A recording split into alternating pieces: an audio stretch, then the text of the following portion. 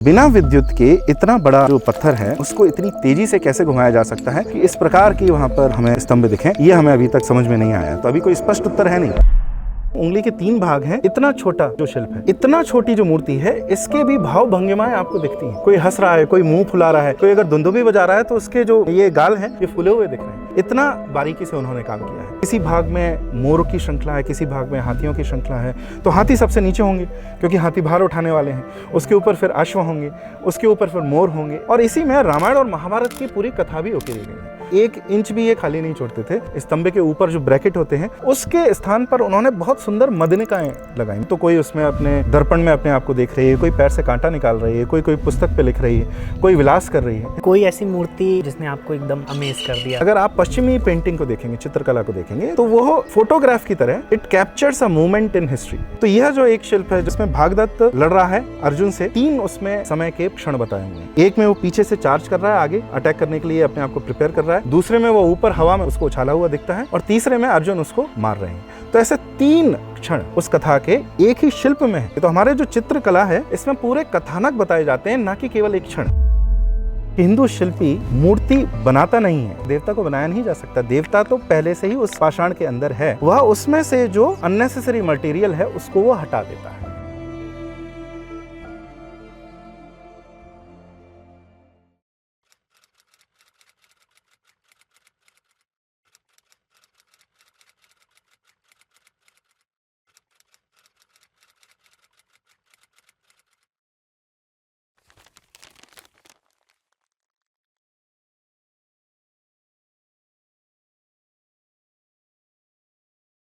पंकज जी, आपका हमारे डेस्पॉट कार्यक्रम के इस एपिसोड 2 में स्वागत है। पिछली बार जब हम मिले थे, जब बैठकर चर्चा कर रहे थे, तो आपने और रामकृष्ण जी ने दोनों ने जो दक्षिण भारत के मंदिरों की और उत्तर भारत के मंदिरों की जो विस्तृत चर्चा की है, और उस दौरान जो आपने मेरे आँखों के सामने जो दृश्य उकेरे थे, मुझे इतना प्रभावित किया। वो प्रेरणा न केवल मुझे बल्कि टीम को भी मिली और हम आज होयसल के इस प्रांगण में आ गए। और आज जब आँखों से मैं उन चीज़ों को देख रहा हूँ तो इतना गौरवान्वित महसूस कर रहा हूँ कि मैंने इस डेस्पॉट का ये उद्देश्य बनाया है कि जिन पत्थरों में न केवल सनातन दर्शन शास्त्र ही बल्कि हम देखते हैं मैथमेटिक्स, एस्ट्रोनॉमी, सब कुछ उकेरी गई है, उनकी चर्चा की जाए। साथ में इतिहास जाना जाए, कैसे ये साम्राज्य एक सूरज की भांति उदित होते हैं, उस इतिहास पर बात करेंगे। वास्तु पर, शिल्प पर, इतिहास पर, मतलब इस एक कंप्लीट डेस्पॉट में मैं सब कुछ दिखा पाऊँ, सब कुछ बता पाऊँ, ये उद्देश्य है। और मुझे लगता है आपसे बेहतर व्यक्ति मुझे नहीं मिलेगा इसके लिए। तो सबसे पहले होयसल में है हम जी। दर्शकों को हम ये बताएंगे कि होयसल का मतलब क्या है, और मुझे भी जानना है जी। तो आप बताइए। जो ये शब्द है होयसल, इसका कुछ किंवदंतियां हैं, इसके कहाँ से ये आया। तो उच्चारण भी जो इसका है होयसड़, ला और ड़ा के बीच में, उत्तर भारतीय भाषाओं में यह अक्षर नहीं होता, मराठी में होता है। तो गुड़ जिस तरह से वो बोलते हैं, तो ला भी नहीं है, ड़ा भी नहीं है, तो यह वह शब्द है होयसड़। तो अंग्रेजी में तो एल लिखते हैं, परंतु जब उसका उच्चारण करते हैं तो एल नहीं रहता, होयसड़ ऐसा इस प्रकार का उच्चारण इसमें आता है। अब इस शब्द का कहाँ से आया, तो ये 2 शब्दों से बनाया, कहते हैं हॉय और सड़।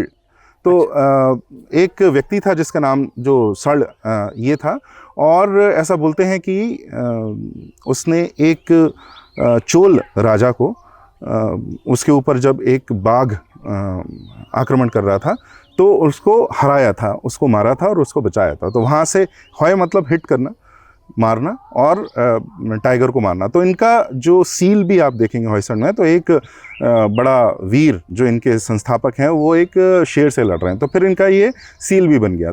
और ये साम्राज्य के इतिहास के बारे में आप बताइए थोड़ा, कैसे प्रारंभ हुआ? जी, तो होयसड़ साम्राज्य यहाँ का बहुत प्रसिद्ध साम्राज्य हुआ करता था, कर्नाटक का। आज पिछले कुछ 20-25 वर्षों में होयसड़ साम्राज्य और इसके मंदिर बहुत प्रसिद्ध हुए हैं। उसका कारण है, ये साम्राज्य बहुत प्रसिद्ध हुआ है, यहाँ तक कि उत्तर भारत में भी।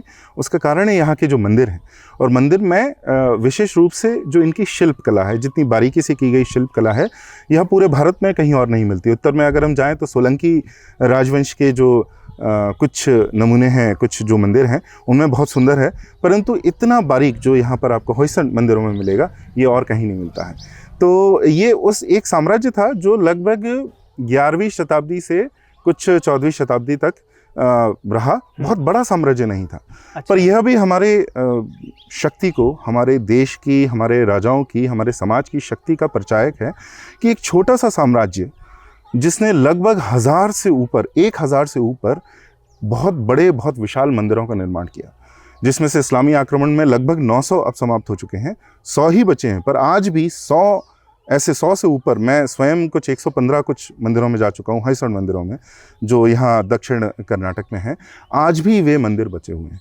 तो एक छोटा सा साम्राज्य, जो कि अगर आप किसी विश्व की पटल पर देखें तो बहुत छोटा साम्राज्य माना जाता है, उसने इतना बड़ा निर्माण किया।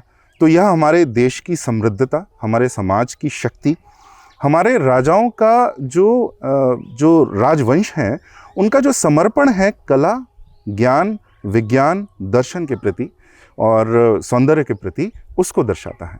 तो ये इनका आरंभ हुआ लगभग 10वीं, एक छोटा सा साम्राज्य था पहले, और आरंभ में ये चालुक्य राजवंश के ही वसाल जो बोलते हैं, एक छोटा सा उनको ट्रिब्यूट जो पे करते हैं, उनको जो कर देते हैं, ऐसे एक राजवंश थे। फिर धीरे धीरे जब कल्याणी चालुक्य जो राजवंश था, जिन्होंने भी बहुत सारे मंदिरों का निर्माण किया, उनका कहा जाता है कि सबसे बड़े मंदिर बनाने वाले थे, 10,000 से ऊपर मंदिर बनाए, और वे मध्य कर्नाटक और उत्तर कर्नाटक और थोड़े से दक्षिण कर्नाटक में ही उनके मंदिर हैं। तो बहुत बड़ा क्षेत्र नहीं है, परंतु 10,000 से ऊपर मंदिरों का निर्माण किया। आज कुछ 1,000 से ऊपर उनके भी बचे हुए हैं। तो उनके अधीन ये एक राजवंश था। फिर वह जो राजवंश है वह स्वतंत्र हो गया। जब चालुक्य कमज़ोर हो गए तो वह स्वतंत्र हो गया और बड़ा साम्राज्य बन गया, और फिर उसकी शक्ति और फैली, और जैसे फैलती गई तो इनके 2 प्रमुख राजधानियां रही हैं। बेलूर का जो बहुत विश्व प्रसिद्ध, अब यूनेस्को वर्ल्ड हेरिटेज साइट भी है, चेन्नकेशव मंदिर, पहले बेलूर उनकी राजधानी था।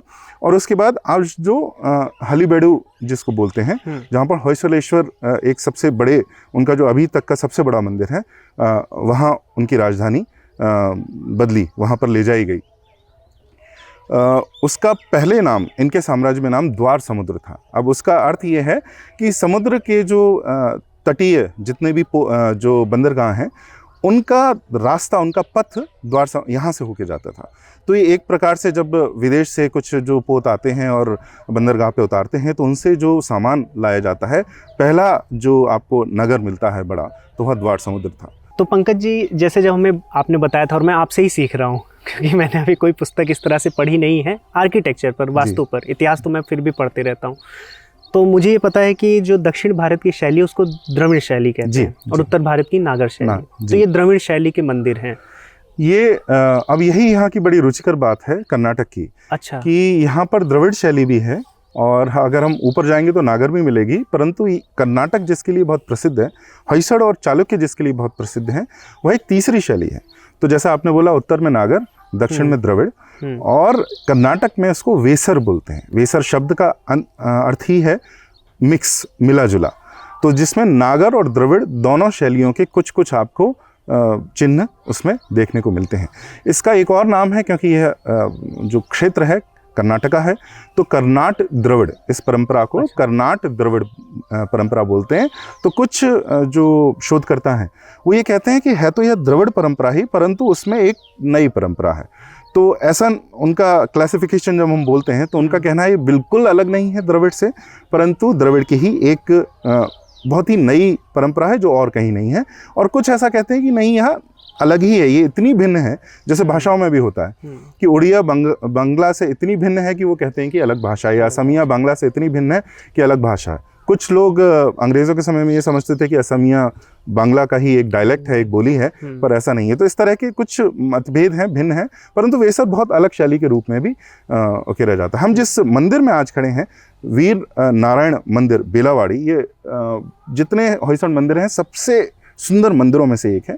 उसका कारण ये है, इसका जो वास्तु है, हम और भी देख सकते हैं कि ये त्रिकूट है। त्रिकूट का अर्थ है, कूट मतलब मंदिर, जो उसका शुद्ध अर्थ है मंदिर। त्रिकूट का मतलब 3 मंदिर। तो जिस प्रांगण में 3 मंदिर एक साथ बनाए जाएं और उनके मंडप एक दूसरे से जुड़े हुए हों, उसको हम त्रिकूट बोलते हैं। तो यहाँ आपको 2 शिखर देखने को मिलेंगे, ये एक इस ओर और एक उस ओर। और इस मंदिर की यहाँ से देखेंगे तो केवल 2 ही शिखर देखेंगे, पर विशेष बात यह है कि इसमें 3 मंडप हैं, और 3 मंडप इतने लंबे हैं कि जो मुख्य गर्भगृह और उसका शिखर है वो बहुत पीछे है, तो यहाँ से दिखता नहीं है, पीछे जाएंगे तो हमें दिखेगा। और ये जितने भी होयसड़ मंदिर हैं सबसे बड़ा मंडप है ये, तो इसके जितने ये जो पिलर जो स्तंभ हैं ये सबसे बड़े मंडपों में से एक है। और यहाँ बड़ी रुचिकर बात है कि अगर आप ये वाला शिखर देखेंगे तो यह है नरसिम्हा स्वामी का, इसके अंदर जो देवता विराजमान है, क्योंकि वैष्णव मंदिर ही है तो एक वीर नारायण विष्णु के ही अलग अलग स्वरूप जो है हमें देखने को मिलते हैं। तो जो मुख्य मंदिर है उसमें वीर नारायण, इसमें जो नरसिम्हा, और यहाँ पर वेणुगोपाल जो बांसुरी बजाते हुए श्री कृष्ण। तो ऐसे तीन श्री कृष्ण के विष्णु के तीन स्वरूप हमें देखने को मिलते हैं। यह जो नरसिम्हा मंदिर के ऊपर जो शिखर है यह वेसर है, और रुचिकर बात है कि जो वेणुगोपाल मंदिर के ऊपर जो शिखर है वह द्रविड़ है। अच्छा। तो अब वेसर को, हालांकि यह थोड़ी तकनीकी है तो मैं बहुत गहराई से उसमें नहीं जाऊंगा, परंतु इसमें मिश्रित ऐसे है कि यह जो आप शिखर देखेंगे थोड़ा सा वृत्ताकार है।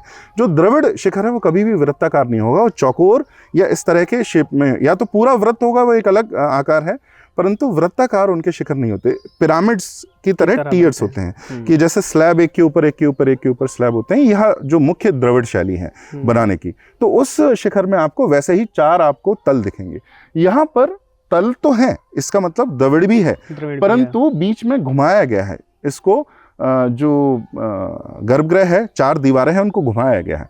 अब घुमाया गया है ये हम इसको ज्यामिति के रूप से समझ सकते हैं। एक हम चौकोर लें, चौकोर में से उसी चौकोर को, उसकी आकृति उठाकर थोड़ा सा टेढ़ा करके अगर हम रख दें तो उसके 8 कोने बन जाएंगे। उसको थोड़ा सा और उठा के फिर रखें एक बार और, तो उसके 4 और कोने 12 हो जाएंगे। और ऐसे करते रहें तो, और बहुत सारा कर दें, कई बार कर दें, तो जो चौकोर है वो वृत्ताकार लगभग हो जाएगा।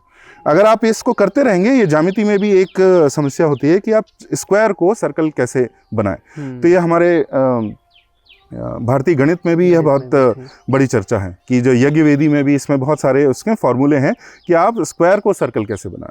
तो अगर स्क्वायर को आप उसकी आकृति उठाते हैं, फिर रखते हैं थोड़ा सा मोड़ के, और ऐसे करते जाते हैं तो आपको वृत्त देखने को मिलता है। तो यहाँ पर थोड़ा सा वृत्ताकार आपको देखने को मिलेगा। एक डंबल करके है चालुक्य मंदिर जो मध्य कर्नाटक में है, उसमें 16 पॉइंटेड स्टार, इतना टर्न किया है कि 16 कोण है। जैसे एक स्क्वायर में, चौकोर गर्भगृह में 4 कोने होंगे, और अगर आप एक बार मोड़ें तो 8 हो जाएंगे, उसके बाद 12, वहाँ पर 16 हैं, तो लगभग पूरा 16 पॉइंटेड स्टार वृत्ताकार है। तो यह वेसर की कुछ हैं, उसमें और भी कुछ उनके फीचर्स हैं जो बहुत तकनीकी हैं, उनमें जाने के लिए तो हम जो दर्शक हैं वो पढ़ सकते हैं, पर यह मुख्य उसमें अंतर है। तो साथियों, अभी तक हमने जाना होयसड़ कौन थे, उनका इतिहास कैसा था, और उन्होंने इतने भव्य मंदिर बांधे क्यों।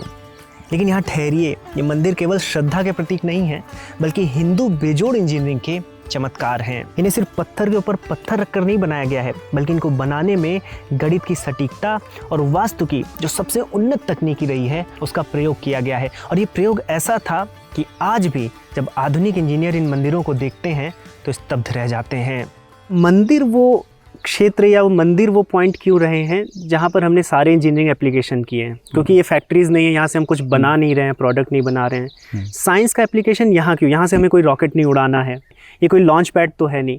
तो अगर पूरे समाज की, चाहे गणित हो, एस्ट्रोनॉमी हो, उसको हम मंदिरों में अप्लाई क्यों कर रहे हैं? इतना और भी चीज़ों में हम कर सकते हैं, मंदिर ही क्यों? क्योंकि हमें दर्शन ही करना है ईश्वर के, तो हम उसको सिंपल क्यों नहीं रख सकते?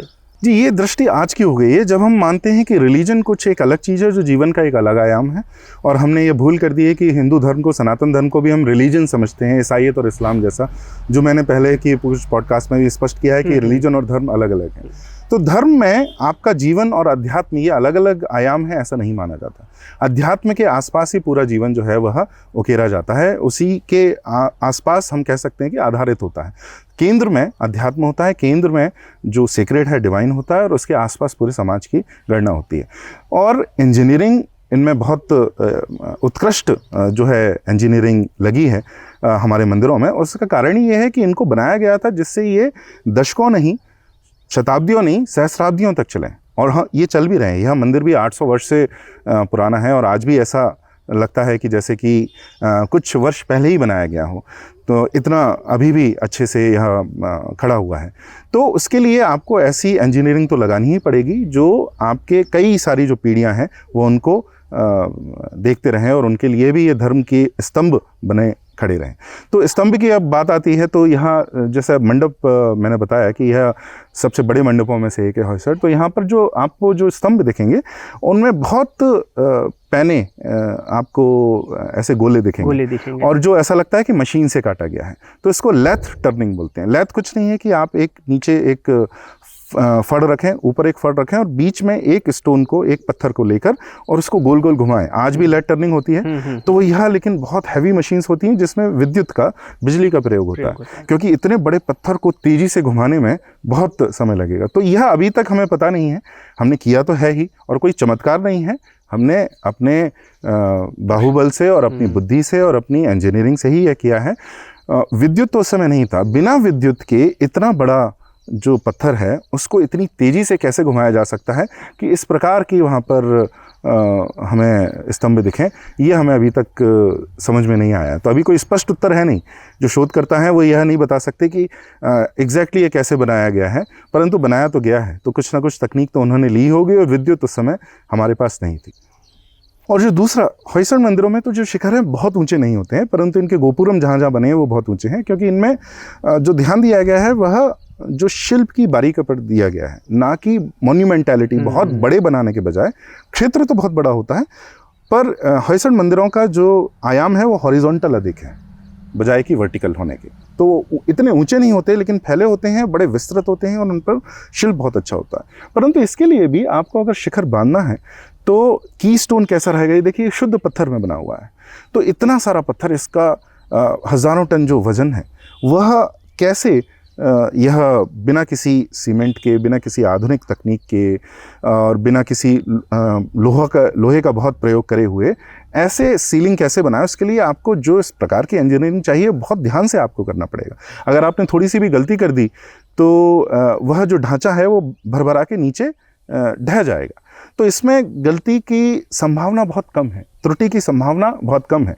तो हमारी सभ्यता इतनी उत्कृष्ट थी कि ना ही उनका एम्बिशन था कि ऐसा कुछ करेंगे, परंतु उनमें वह, हम कह सकते हैं कि वह जो क्वालिटी भी थी, कैपेबिलिटी भी थी कि जिससे उन्होंने यह प्राप्त किया, जो उनका लक्ष्य था वो प्राप्त किया। तो केवल यह चाहते नहीं थे कि बहुत बड़ा बनाए, परंतु उसके लिए जो भी चाहिए, विज्ञान तकनीकी चाहिए, वह बनाए। अब आपने एक प्रश्न पूछा कि जो उसका, जहाँ पर मैं इस उत्तर को समाप्त करता हूँ कि यहाँ से तो कुछ इकोनॉमी या ऐसा कुछ तो अर्थ हमें सिद्ध नहीं होता।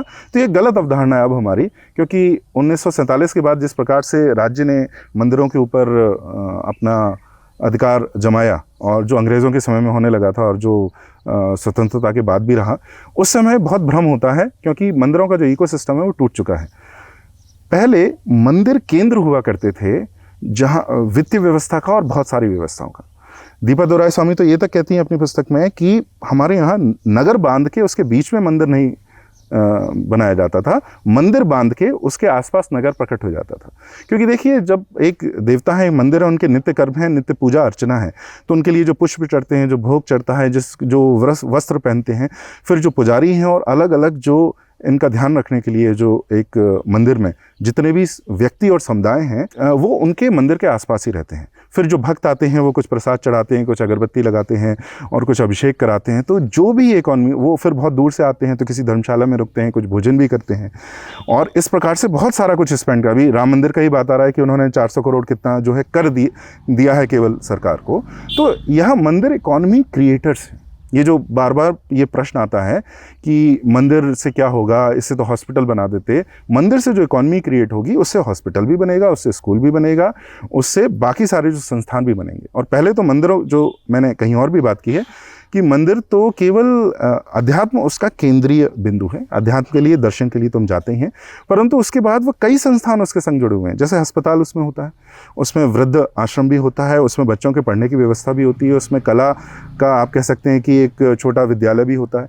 तो इस तरह से उसमें अन्न क्षेत्र चलता रहता है। कभी भी जाके आप भोजन कर सकते हैं, शरण पा सकते हैं। तो इस प्रकार के कई संस्थान मंदिर में जुड़े होते हैं, और केवल एक संस्थान नहीं है, उसमें कई संस्थान हैं। तो मंदिर इकोनॉमी के जनक हैं। ये तो देखिए, मैं अभी नागालैंड भी बहुत जाता हूँ, ये उल्टा ही हिंदू समाज पर जो अभियोग लगते हैं, वहाँ पर जहाँ मैं गया ईस्टर्न नागालैंड में, त्वेंसांग, नोकलक, शमतोर, वहाँ पर ऐसे ऐसे रोड हैं ही नहीं, ट्रैक पर आप गाड़ी चलाते हैं, 10 किलोमीटर जाने में 1.5 घंटा लगता है। कोई जो आप कह सकते हैं कि जो कॉमन जो हमें अमेनिटीज़ होती हैं बिल्कुल नहीं है, परंतु एक 200 करोड़ 300 करोड़ की चर्च हर गांव में खड़ी हुई है, 100-150 करोड़ की। और मैंने तो एक कुछ शॉट भी लिए हैं जिसमें रोड नहीं है, कीचड़ है, पत्थर हैं, गांव की हालत ख़राब है, परंतु एक 100 करोड़ की चर्च पीछे खड़ी हुई है। तो ये तो चर्च हैं जो इकॉनमी जनरेट नहीं कर रही हैं, इकॉनमी खा रही हैं, इकॉनमी वहाँ सिंक होती है। मंदिर तो इकॉनमी के जनक हैं, वहाँ से तो इकॉनमी जो वित्तीय व्यवस्था निकलती है उसमें जाके डूब नहीं जाती।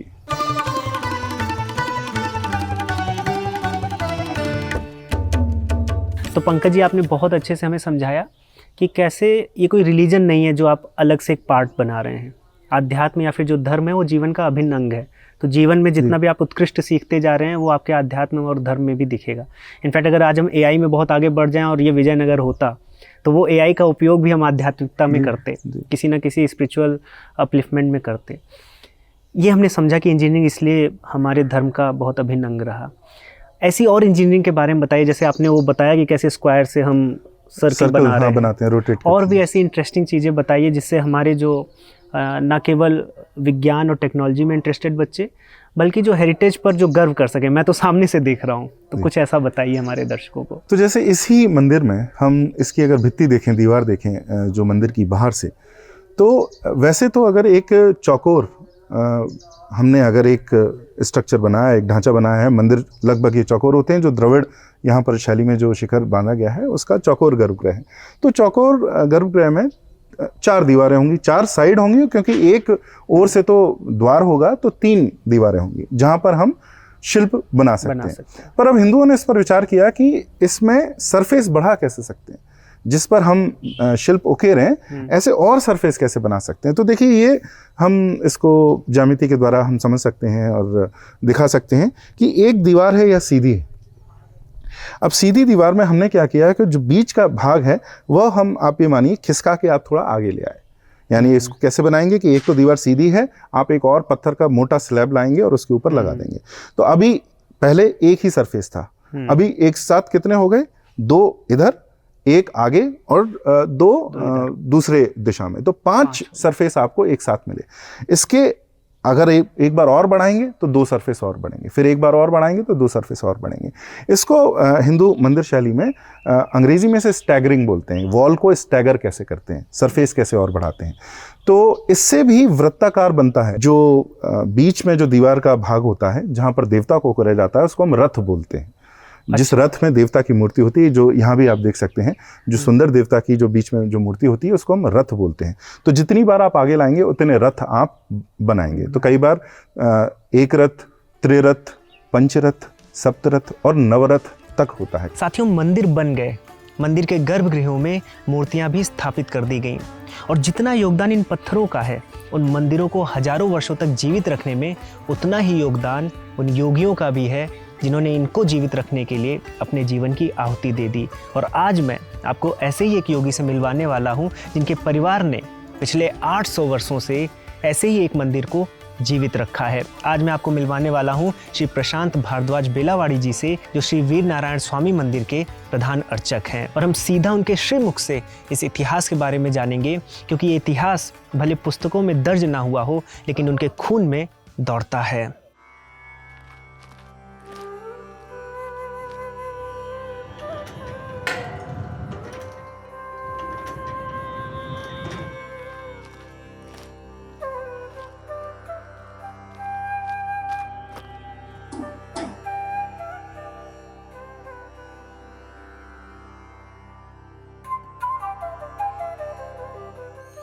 प्रशांत जी, नमस्ते। नमस्कार।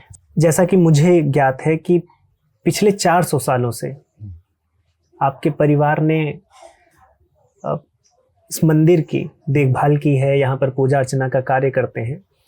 तो मुझे भी क्यूरियोसिटी हुई, जिज्ञासा हुई ये जानने के लिए कि आप क्या कार्य होता है और कितना समय आपका जाता है, आपकी दिनचर्या कैसी रहती है, और जो ये इतिहास रहा है, जो कि पुस्तकों से तो हम इतिहास पढ़ लेते हैं, लेकिन जो परिवार से इतिहास आता है उसमें और भी चीज़ें हमें पता चलती हैं। तो आप ये कब से कर रहे हैं? ये वीर नारायण स्वामी मंदिर में हमारा फैमिली परंपरा से कर रहा है। ये होयसड़ा राजाओं के पीरियड में बना है, 1000 साल ऑलमोस्ट पुराना मंदिर है। वो ये 300 साल से श्रृंगेरी शारदा पीठम कहते, उसके द्वारा पूजा चल रहा है। हमारा मंदिर को गवर्नमेंट को कुछ रिश्ता नहीं है।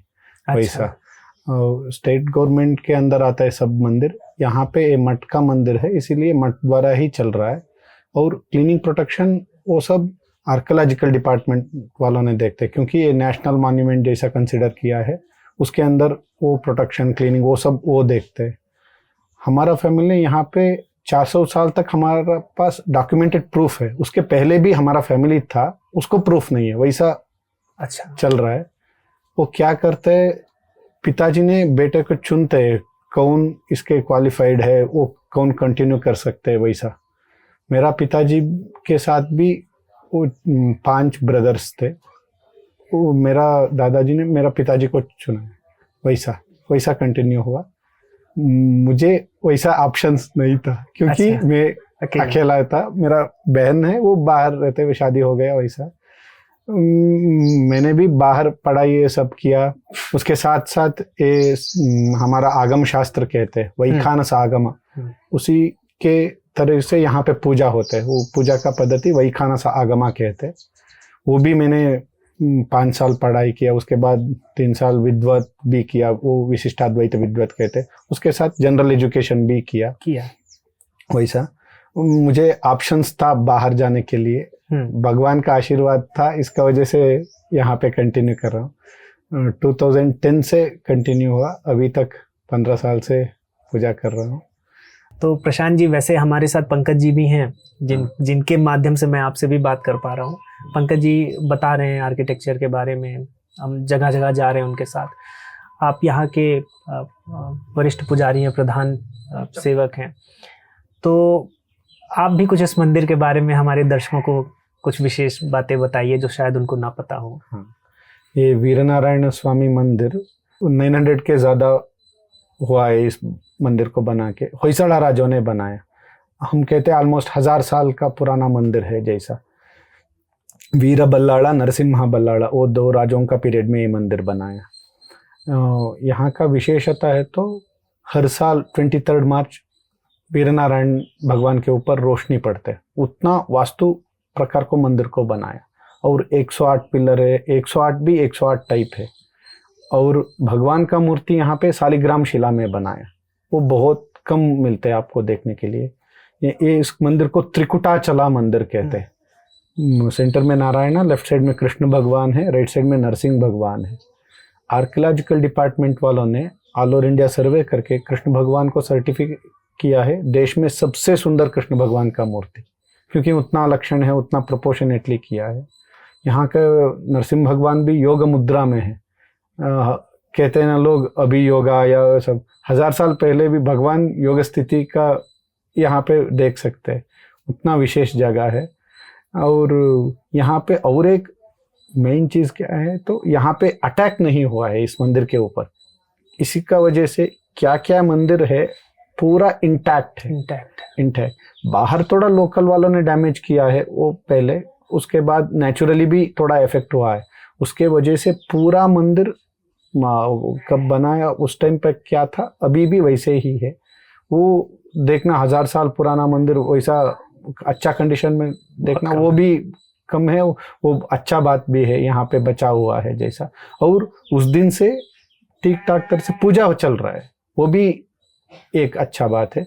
और मठ द्वारा पूजा चल रहा है, हमारा फैमिली परंपरा से कर रहा है वो भी। हाँ, ये मठ के अंदर कैसे आया इस मंदिर, देख लो। ये मंदिर बनाया था ना उस टाइम पे, ये जगह उतना प्रॉस्परस था फाइनेंशियली, नेचुरली, वाटर रिसोर्स उतना अच्छा था।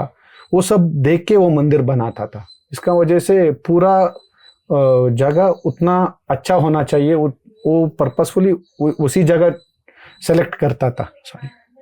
उतना अच्छा जगह था ये। इसी का वजह से मैसूर राजों ने, वडेयर फैमिली कहते हैं ना, वो राजों ने 1716 में इस गांव को श्रृंगेरी शारदा पीठम शंकर मठ को दान दिया था। इसका मतलब यहाँ पे क्या क्या टैक्सेस आता था उस टाइम पे, वो सब मठ को जाता था। क्योंकि उतना रिच था ये एरिया। उसके बाद फ्रीडम के बाद मठ वालों ने वो सब वापस गवर्नमेंट को दे दिया। सिर्फ मंदिर का मेंटेनेंस वो रखा है, और पीछे भी एक गणेश जी का मंदिर है वो, और हमारा मंदिर मठ द्वारा चल रहा है। ये हमारा गांव को मठ को रिश्ता ऐसा हो गया था। तो प्रशांत जी, जैसे आप बता रहे हैं कि जो वीर नारायण स्वामी मंदिर है ये इंटैक्ट है, कम से कम 1000 साल की ये जो हिस्ट्री हमारे सामने है। अभी इसी के 12-15 किलोमीटर दूर हम हालेबिडु में जाएंगे तो कई बार अटैक हुए वहाँ पर। तो ऐसा क्या हुआ कि यहाँ पर अटैक नहीं हो पाया?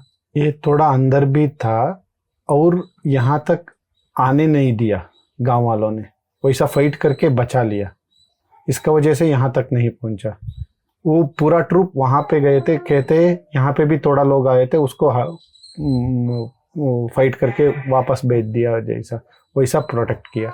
नहीं है तो यहाँ तक आते थे वो, क्योंकि हलेबीडु सामने है, सिर्फ 12 किलोमीटर। वहाँ पे 2 बार आए थे, यहाँ तक नहीं आए वो। ऐसा बहुत सारे मंदिर बचा हुआ है अभी भी, होयसड़ा पीरियड का मंदिर, और कहते 1400 तक मंदिर बना है, उसमें 900 अभी भी बचा हुआ है, पूजा हो रहा है। हाँ, ये मंदिर और बेलूर हलेबीडु उसका बड़ा कंस्ट्रक्शन है। इतना बड़ा मंदिर नहीं है, सब जगह में छोटा छोटा है। अभी भी होयसड़ा का बहुत सारे मंदिर में 900+ मंदिर में पूजा हो रहा है, वो इंटैक्ट भी है वैसा।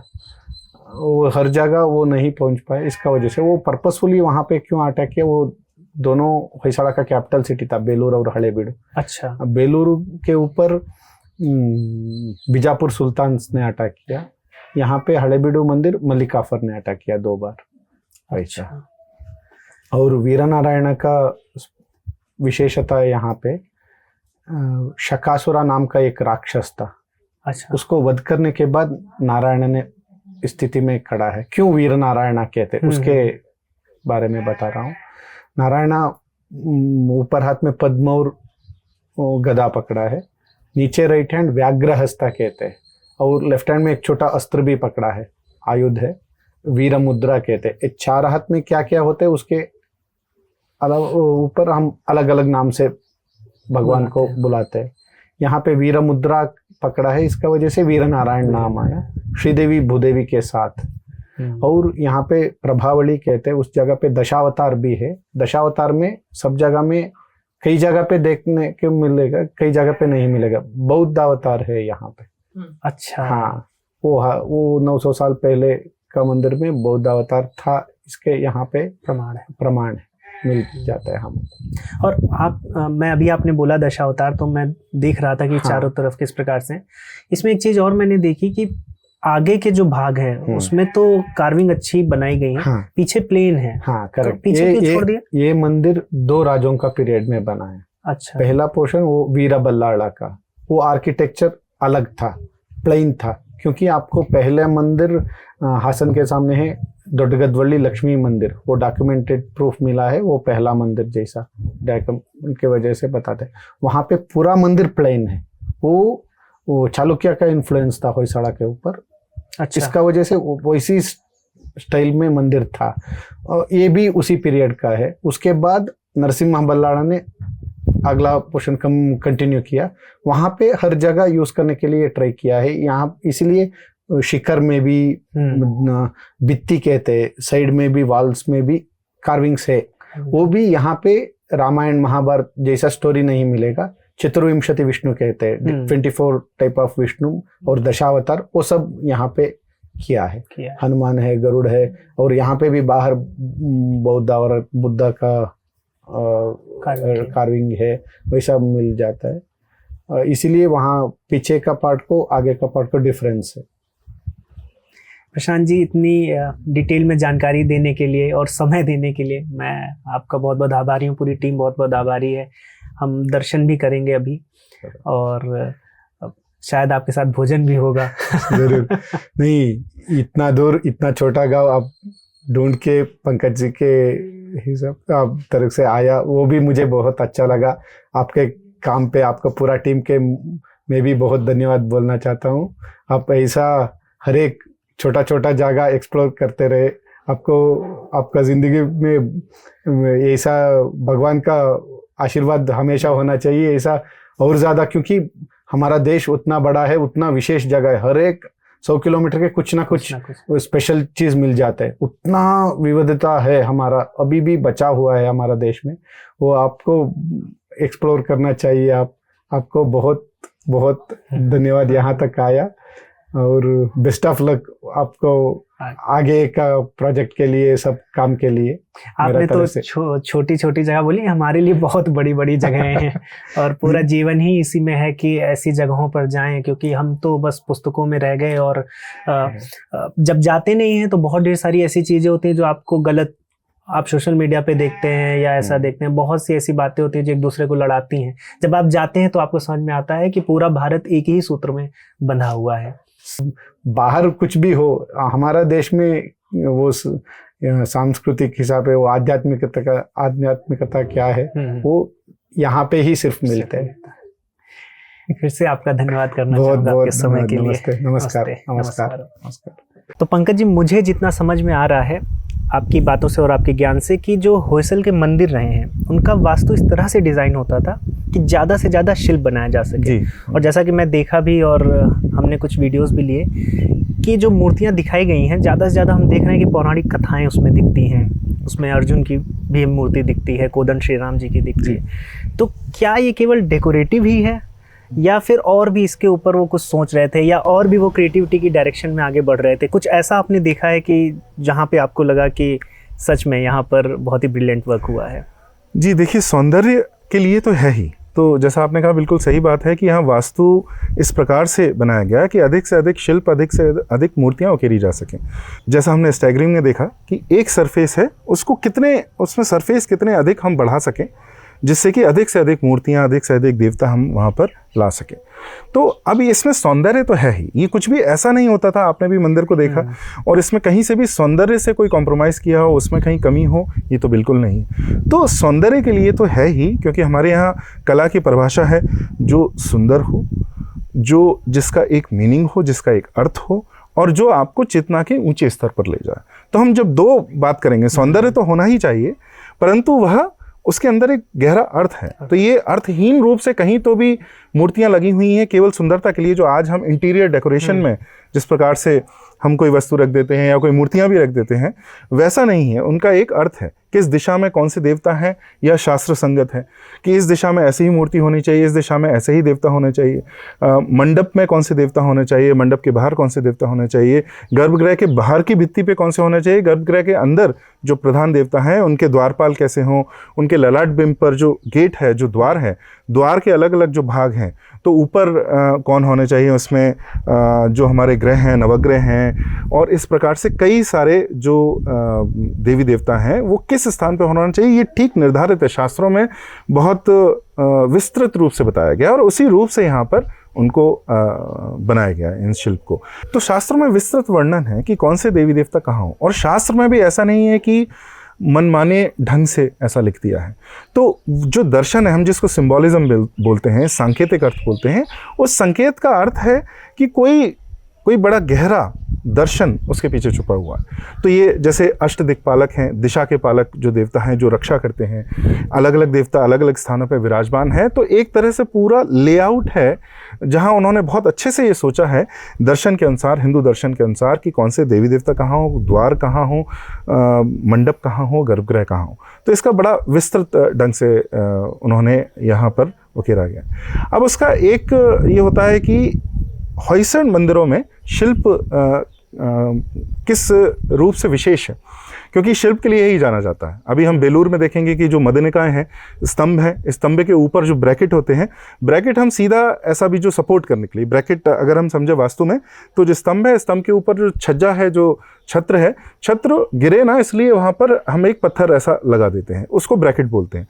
अब क्योंकि हमारे होयसड़ उसके बारे में बोला जाता है कि 1 इंच भी ये खाली नहीं छोड़ते थे, कोई भी अफसर जाने नहीं देते थे शिल्प उकेरे बिना। तो वो जो सीधा एक पत्थर लगाया जाता है उसके स्थान पर उन्होंने बहुत सुंदर मदनिकाएं लगाई। मदनिका अप्सरा जैसी हैं, तो कोई उसमें अपने दर्पण में अपने आप को देख रही है, कोई पैर से कांटा निकाल रही है, कोई पुस्तक पे लिख रही है, कोई विलास कर रही है। इस प्रकार से जो ब्रैकेट हैं वो बहुत ही अति सुंदर मदनिकाओं से सुसज्जित हैं। तो विदेश में तो यह दुर्भाग्य की बात भी है कि बेलूर का जो मंदिर है वो अधिक मदनिकाओं के कारण प्रसिद्ध है, ना कि उसके और दूसरे शिल्पों के कारण, क्योंकि बहुत ही सौंदर्य के रूप से देखें तो बहुत ही सुंदर उसमें बनाए। तो हर 1 इंच जो है मंदिर का वास्तु का उन्होंने उसको शिल्प में बदल दिया है। तो अभी आप होयसलेश्वर देखेंगे, बेलूर का चेन्नकेशव देखेंगे तो एकदम ऐसा लगता है, पहली बार तो अगर आप जाएंगे, कि शिल्प का झुरमुट है। ऐसा लग रहा है कि किसी ने लाखों लाखों जो शिल्प हैं, मूर्तियां हैं, बनाकर एक साथ डाल दी। ऐसा नहीं है, जो वास्तु में अलग अलग जो भाग होते हैं, भित्ति के ऊपर शिखर के, हर भाग को उन्होंने उस पर शिल्प बनाया, इसलिए ऐसा लगता है। जब मंदिर के कई भाग होते हैं, हम बहुत तकनीक में नहीं जाएंगे, लेकिन जो जंघा होती है, तो ग्रीवा यानी जो गला है, तो और मुख, शुकनासिका और जंघा जो हम समझते हैं, तो उस पर जंघा जनरली वॉल का जो स्पेस है वो जंघा होती है। तो उस पर जो अलग अलग भाग हैं, किसी भाग में मोर की श्रृंखला है, किसी भाग में हाथियों की श्रृंखला है, तो हाथी सबसे नीचे होंगे क्योंकि हाथी भार उठाने वाले हैं, उसके ऊपर फिर अश्व होंगे, उसके ऊपर फिर मोर होंगे। इस तरीके से एक के ऊपर एक पट्ट आपको बेलूर और हालीबैडू में देखने को मिलते हैं। और इसी में रामायण और महाभारत की पूरी कथा भी उकेरी गई है। तो मंदिर बहुत बड़ा है, वह जो पट्टी है पूरे मंदिर का एक घेरा किए हुए है, और एक पट्टी पर रामायण है, कहीं महाभारत है, महाभारत की कोई कथा है, अथवा पुराणों की कोई कथा है। तो यह आपको होयसड़ मंदिरों में दिखता है। पुराण भी गढ़े इसलिए गए हैं, जो वेदों का, उपनिषद का सबसे गूढ़ दर्शन है, वह कथाओं के माध्यम से लोगों को पता चले। और होयसड़ मंदिरों में सबसे अधिक हमें देखने को मिलता है। रामायण पट्ट बहुत सारे हैं, हालीबैडू और जो बेलूर का जो चेन्नकेशव मंदिर है, उसमें आपको बहुत सारे पौराणिक और इतिहास की कथाएं मिलेंगी। इसमें कोई ऐसी मूर्ति या कुछ ऐसे आर्टवर्क आप बताइए जिसने आपको एकदम अमेज कर दिया। तो देखिए, ये तो संभव ही नहीं कि मैं एक पॉडकास्ट में आपको जो जितनी मूर्तियां पसंद है, जिन्होंने मुझे बहुत अचंभित किया है, वो मैं सारा बता दूं आपको। मेरा आप पार्शियलिटी भी कह सकते हैं कि मुझे यह विषय पसंद है और मुझे होयसड़ मंदिर बहुत पसंद है, इसलिए भी ऐसा है। परंतु एक चित्र की, एक शिल्प की मैं अवश्य आपसे चर्चा करूँगा। तो एक शिल्प है, बेलूर में मंदिर है, जो मुख्य मंदिर है उसके पास में एक मंदिर है, उसके ऊपर है, उसको महाभारत की कथा वहाँ उकेरी गई है। तो उसमें भागदत्त जो एक योद्धा थे, भागदत्त अपने जो हाथी है, हाथी पर वो चल रहे हैं, हाथी का नाम है सुप्रतिक, और वो अर्जुन से उनका युद्ध हुआ है। तो महाभारत में ऐसी घटना है। तो अब देखिए, अगर आप पश्चिमी पेंटिंग को देखेंगे, चित्रकला को देखेंगे, तो वो फोटोग्राफ की तरह it captures a moment in history. समय में कोई एक क्षण, अगर आप, जैसे उनकी स्टिल पेंटिंग भी होती हैं, उनके बहुत सारे और पेंटिंग होते हैं, चित्र जो होते हैं, तो उसमें आपको कोई एक क्षण दिखेगा। जैसे कि आपने कैमरा ले जाके खींच लिया, तो उस समय अगर कोई सो रहा है, कोई बैठा हुआ है, किसी का हाथ ऐसे है, तो एक पल, एक क्षण आपको दिखेगा।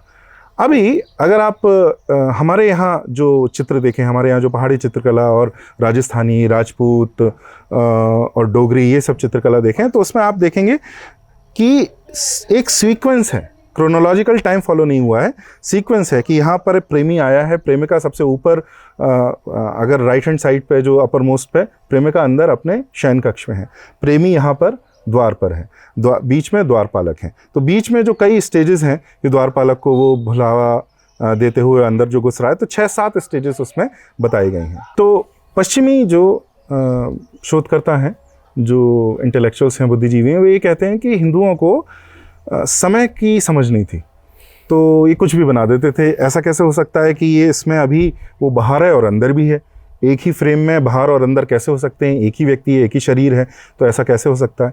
तो हमारी परंपरा को ना समझने के कारण वो इसको हमारी कमी बताते रहे, परंतु ऐसा नहीं है। ये किसने कहा? ये कौन सा नियम है कि किसी भी चित्रकला में या शिल्प में एक क्षण को ही प्रतिबिंबित किया जाए? उसमें कई क्षण भी हो सकते हैं, पूरी कथा भी हो सकती है। तो हमारे जो चित्रकला है और हमारी जो शिल्प कला है, इसमें पूरे कथानक बताए जाते हैं, ना कि केवल एक क्षण। तो यह जो एक शिल्प है जो बेलूर में है, मैं बता रहा हूँ, तो इसमें भागदत्त लड़ रहा है अर्जुन से, और एक 3 उसमें समय के क्षण बताए हुए हैं। एक में वो पीछे से चार्ज कर रहा है, आगे अटैक करने के लिए अपने आप को प्रिपेयर कर रहा है। दूसरे में वो ऊपर हवा में उसको उछाला हुआ दिखता है, और तीसरे में अर्जुन उसको मार रहे हैं। तो ऐसे 3 क्षण उस कथा के एक ही शिल्प में है। ये चित्रकला में तो दिखता ही है, पर हमारे यहाँ शिल्प में भी ऐसा है। तो यह हमारे समय को ना समझने का परिचायक नहीं है, हमने कैसे शिल्पकला को भी एक पूरे कथा की परंपरा बना दिया, कथा कहने की परंपरा बना दी। देखिए, हिंदू हर चीज़ की कथा कहते हैं, हम कथावाचक लोग हैं। हम उपनिषद के अंदर भी जो शुद्ध दर्शन है, वहाँ पर भी कथाएं भरी हुई हैं, एक से एक, और बड़ी स्ट्राइकिंग, ऐसे जो आपको स्तंभित कर दें, अचंभित कर दें, ऐसी कथाएं उसमें भरी हुई। तो हम कथावाचक परंपरा है, यहाँ के शिल्प में भी हमको ऐसा दिखता है। तो होयसड़ मंदिरों में ऐसे बहुत सारे आपको प्रसंग देखने को मिलेंगे। तो पंकज जी, अभी हमने साथ में सारे शिल्प देखे, और मैं देख पाया कि कितनी बारीकी से काम हुआ है, कितनी इंट्रिकेसी से वो चीज़ हुई है कि आज भी उसके विषय में सोचना मेरे लिए थोड़ा सा, क्योंकि मैं उस फील्ड में भी नहीं हूँ। तो आप, और जहाँ तक मेरी नॉलेज है कि ये सब सोप स्टोन पर हुआ है। हाँ जी। जिसको माना जाता है कि वो ब्रिटल होता है, उस पर काम करना भी थोड़ा टफ है। वो आप क्लियर कीजिएगा कि टफ है कि नहीं, मैं उस पर कुछ क्लेम नहीं करूँगा। तो क्या, क्योंकि जैसे आपने लेथ के बारे में बताया, जिसकी अभी हम डिकोड ही नहीं कर पाए कि वो लेथ इतनी हाई स्पीड पर वो रोटेट ही कैसे करते थे। तो ऐसे ही कि आपको शिल्प को लेके लगता है कि हाथ का ही वर्क है इतना इंट्रिकेट, या फिर इसमें भी कुछ टेक्नोलॉजी यूज़ की गई है? मशीन तो इसका प्रयोग इसमें नहीं हुआ है, शिल्प हाथ से ही बनाया गया है। और यह हमारी जो विज्ञान है और हमारी कला का और उत्कृष्ट नमूना है कि केवल हाथ से, छेनी हथौड़े से ऐसा उत्कृष्ट शिल्प कैसे बनाया गया है। तो उसकी बारीकी मैं आपको बता दूं कि कई बार मैंने ऐसे पिक्चर भी लिए हैं, फोटो भी लिए हैं, कि मैं ये उंगली साथ में रख रहा हूँ, उंगली के 3 भाग हैं, इतना छोटा इस जो शिल्प है, इतनी छोटी मूर्ति है। और ऐसा पूरा द्वार में, एक द्वार के अंदर ही 700 से 800 मूर्तियां हैं, एक ही द्वार, ये मोनोलिथ है, एक ही पत्थर से निकाला गया द्वार, जिसमें 700-800 मूर्तियां बनाई गई हैं, क्योंकि उसके कई भाग हैं। तो आप देखिए कि इतना छोटी जो मूर्ति है, इसके भी भाव भंगिमाएं आपको दिखती हैं। कोई हंस रहा है, कोई मुंह फुला रहा है, कोई अगर दुंदुभी बजा रहा है तो उसके जो होंठ, ये गाल हैं, ये फूले हुए दिख रहे हैं। इतना बारीकी से उन्होंने काम किया है। तो होयसड़ शिल्प के बारे में तो यही सबसे है। आपने सोप स्टोन के बारे में पूछा कि ब्रिटल होने के बाद भी ऐसा है, तो ब्रिटल नहीं है, ब्रिटल ग्रेनाइट होता है। अच्छा। यह तो इसका एक बहुत प्रमुख बात है कि जब क्वारी किया जाता है, जब ये पत्थर निकाला जाता है, तो बहुत सॉफ्ट होता है, मार्बल की भांति। अच्छा। संगमरमर के भांति बहुत सॉफ्ट होता है। परंतु संगमरमर में इसलिए हमारे यहाँ मंदिर नहीं बांधे गए, आज बन रहे हैं, जो कि पहले प्रथा बिल्कुल नहीं थी, क्योंकि संगमरमर बहुत इन्फीरियर पत्थर है, बहुत निचले स्तर का पत्थर है अगर हम शिल्प की बात करें, क्योंकि संगमरमर पूरे जीवन ही सॉफ्ट रहता है, हम सदैव सॉफ्ट रहता है। तो ताजमहल इसलिए केवल 400 वर्ष भी नहीं हुए और पूरा वह उसका बहुत अपकीप करनी पड़ती है और बहुत उसके टाइल्स रिप्लेस करने पड़ते हैं। उसका कारण ही है संगमरमर बहुत जल्दी खराब होता है। परंतु सोप स्टोन की सबसे सुंदर बात यह है, जब निकाला जाता है तो मार्बल की तरह सॉफ्ट होता है, तो उस पर आप बहुत बारीकी से स्कल्पचर बना सकते हैं।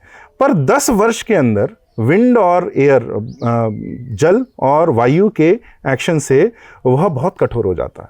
तो ये परफेक्ट स्टोन है कि जब आप उकेरें तो आप इसको संगमरमर की तरह कर सकें, पर इसका जो जीवन है बाद में फिर वो सैंड स्टोन या ग्रेनाइट की तरह इतना ही लॉन्ग लास्टिंग है।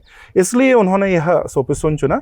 कई स्थान पर तो पूरे भारत में गर्भगृह की मूर्तियां तो लगभग सोप स्टोन या उससे जो मिले जुले पत्थर हैं उनमें ही बनाई जाती हैं, जो काली मूर्तियां होती हैं। लेकिन बाहर जो है आपको दूसरे पत्थर मिलते हैं। तो लेकिन बेलूर और हलेबीडु होयसड़ कई सारे ऐसे मंदिर हैं जो अंदर तो जो गर्भगृह की मूर्ति है वो तो सबसे उत्कृष्ट सोप स्टोन की होगी, बाहर भी सोप स्टोन ही है, लेकिन वह उससे निचले स्तर का है, परंतु फिर भी वह सोप स्टोन ही है। तो इसके कारण ये इतनी कहानियाँ सुना सके, इतना छोटा छोटा बारीक शिल्प बना सके, और हमारे सामने आज सबसे उत्कृष्ट नमूने शिल्प के इसमें इसी कारण से है। तो पंकज जी, जैसे हम देख रहे हैं बहुत ढेर सारी पौराणिक कथाओं को, हो सकता है इसमें वैदिक कुछ कथाएं, औपनिषदिक कथाएं भी हों। जब हम इन चीज़ों की स्टडी करते हैं तो एक तो ये कि हमें कथा पता चलती है आर्ट से आर्ट की मीनिंग पता चलती है, लेकिन आर्ट को देखकर ये भी पता चलता है कि उसके बनाने वाले का माइंडसेट क्या रहा होगा। जैसे आज भी अगर हम वैदिक हिस्ट्री की बात करते हैं तो वेद को तो पढ़ते ही हैं, मंत्रों को तो पढ़ते ही हैं, लेकिन उससे हम ये भी पता लगाने की कोशिश करते हैं कि उनको लिखने वाली सोसाइटी कैसी रही होगी। तो क्या इन मंदिरों को देखने के बाद कुछ ऐसे हिंट्स मिलते हैं कि जिन्होंने इसको बनाया, मैं शिल्प नहीं शिल्पकारों पर जाना चाहता हूँ, वो उनका माइंडसेट क्या था, वो किस तरह से सोचते थे? हाँ, तो देखिए एक बात कही जाती है शिल्पकारों के बारे में कि ऐसा कैसे कर लिया उन्होंने। कई बार जो मैं आपको बता रहा हूँ 800 मूर्तियां हैं एक ही पत्थर के अंदर, जो द्वार उन्होंने बनाया है उसमें 700-800 मूर्तियां बनाई गई हैं जो एक ही पत्थर से निकाली हैं, और अगर उनमें से एक भी खंडित हो जाती तो वह द्वार वहां नहीं लगाया जा सकता था। आप सोचिए कि जिसमें एक उंगली में 3 हिस्से हैं, इतना शिल्प है, उस पूरा शरीर उसमें है जिसमें उसके चेहरे के भाव भी आपको दिख रहे हैं। यह मूर्ति भी अगर एक भी खंडित हो गई तो वह द्वार वहां लगाया नहीं जा सकता, क्योंकि खंडित मूर्तियों को लगाना हमारे यहाँ की प्रथा नहीं थी। जब मंदिर बन रहा था उसके बाद तो इस्लामी विध्वंस हुआ, वो तो एक अलग बात है, परंतु हम नहीं लगा सकते थे। तो ऐसा कैसे होता था? हम निश्चय ही हम बड़े उत्कृष्ट, हमारे इंजीनियरिंग थी और हम ज्ञान विज्ञान बहुत अच्छे से जानते थे, परंतु यह इससे भी परे की बात है। तो वो कौन सी बात है? कुछ ग्रंथ मिलते हैं कि शिल्पियों का जीवन कैसा रहता था, उनकी दिनचर्या कैसी रहती। काकतीय साम्राज्य जो तेलंगाना के बहुत बड़े राजवंश हुआ करते, तो उन्होंने भी बहुत सुंदर मंदिर बांधे हैं। त्रासदी ये रही है कि उनके साम्राज्य का इतनी बुरी तरह से विध्वंस किया गया। रुद्रमा देवी जो एक मूवी भी बनी थी, वह जिस साम्राज्य के थे, कि उनके बहुत ही कम नमूने हमें आज देखने को मिलते हैं। परंतु उनका एक ग्रंथ मिलता है कि शिल्पकार का, शिल्पी का जीवन कैसा है, दिनचर्या कैसी है। तो उसमें यह बताया गया है कि 7 से 8-8 घंटे तक वे लोग रोज ध्यान करते थे। जिस देवता की मूर्ति वो बना रहे थे वह मंत्र इतना आत्मसात करते थे कि सोते जगते खाते शिल्प बनाते हुए उन्हें वह देवता ही दिखता रहता था। वह मंत्र का जाप ही करते रहते थे। वह जाप अपना चित्त योग की तरह इतना एकाग्र उस मंत्र के ऊपर करते थे कि बाकी दुनिया में सब कुछ विलुप्त हो जाता था और केवल वह देवता, केवल राम, केवल कृष्ण, वही उनके सामने बचते थे। और इसलिए एक बड़ी सुंदर बात हिंदू शिल्प के बारे में कही गई है कि हिंदू शिल्पी मूर्ति बनाता नहीं है, परंतु मूर्ति तो देवता बनाता नहीं है, देवता को बनाया नहीं जा सकता। देवता तो पहले से ही उस पाषाण के अंदर है। वह उसमें से जो हम कह सकते हैं कि जो अननेसेसरी मटेरियल है उसको वो हटा देता है। तो जब वो ध्यान करता था, देवता को आत्मसात करता था, उसके मंत्र को आत्मसात करता था, उसका चित्त एकाग्र हो जाता था केवल देवता पर। जब पूरा संसार विलुप्त हो जाता था, जो दर्शन मंदिर जाने के दर्शन का भी एक लक्ष्य है, तब उसको समझ में आ जाता था कि इस पाषाण के अंदर देवता कहाँ कैसे होने चाहिए, उनके नाक, उनका शरीर, उनके बाल कैसे होना चाहिए। और वो तुरंत बहुत आसानी से, आसानी का अर्थ मैं आसान नहीं सरल नहीं कह रहा हूँ, परंतु उसके लिए संभव हो जाता था कि वो जो उसमें कमियां हैं वो हटा के देवता जो पहले से ही उसके अंदर हैं उनको विश्व के सामने वह प्रकट कर दे। तो यह ध्यान की प्रक्रिया के समान ही है। जब हम एक आंखें बंद करते हैं, देवता के ऊपर ध्यान करते हैं, एक मंत्र के ऊपर ध्यान करते हैं, तो संसार धीरे धीरे विलुप्त होने लगता है, लय होने लगता है, और धीरे धीरे हम केवल देवता पर अपना चित्त एकाग्र करते हैं।